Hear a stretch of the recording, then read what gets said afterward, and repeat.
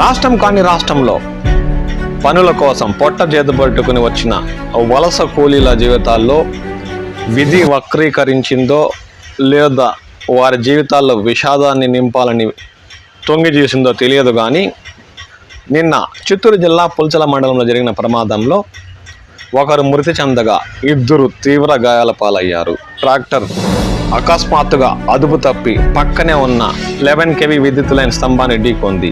ఈ ప్రమాదం ఊహించిన వారి జీవితాలు విషాదాల్లో మునిగాయి.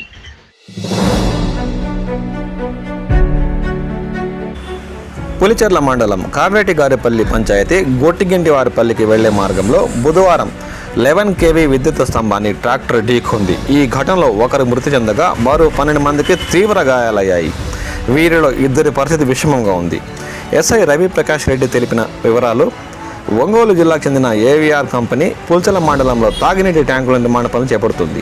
ఒడిశా, బీహార్ రాష్ట్రాలకు చెందిన కూలీలు పుల్చెర్లలో ఉంటూ ఈ పనులు చేస్తున్నారు. బుధవారం ఉదయం కావేటిగారిపల్లి పంచాయతీలో ట్యాంకు నిర్మాణ పరికరాలను ట్రాక్టర్ లోడ్ చేసుకుని 13 మంది కూలీలు బయలుదేరారు. భీమవరం రోడ్డు నుండి గొట్టిగింటివారిపల్లి ఏటువాలుగా ఉండే మార్గంలో వెళ్తుండగా అకస్మాత్తుగా ట్రాక్టర్ అదుపు తప్పి రోడ్డు పక్కన ఉన్న 11 kV విద్యుత్ స్తంభాన్ని ఢీకొంది.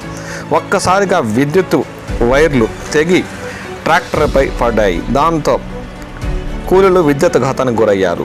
ముందు టైర్లు విరిగిపోవడంతో ట్రాక్టర్ రోడ్డు పక్కగా ఒరిగిపోయింది. ఈ ప్రమాదంలో పలువురికి కాళ్ళు, చేతులు విరిగిపోయాయి. విద్యుత్ ఘాతంతో మరికొందరికి తీవ్ర గాయాలయ్యాయి.